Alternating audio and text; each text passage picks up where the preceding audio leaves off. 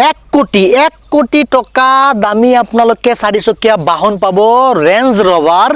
মাত্ৰ 200 টকাত হয় মাজত মাত্ৰ এটা দিন বাকি আৰু এটা দিন পিছতে অনুষ্ঠিত হ'বলৈ গৈ আছে অসম বাদ দিয়ক ভাৰতবৰ্ষৰ সৰ্ববৃহৎ উপহাৰ কুপনৰ খেলখন যি খেল অনুষ্ঠিত কৰা হৈছে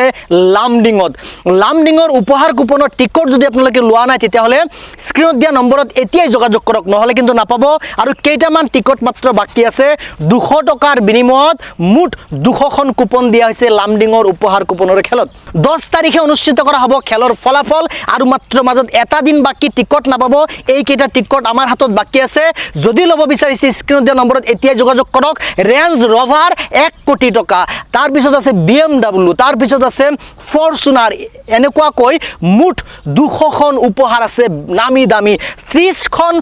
আইফোন আছে গতিকে টাটা আল্ট্ৰা বাস আছে ডাম্পাৰ আছে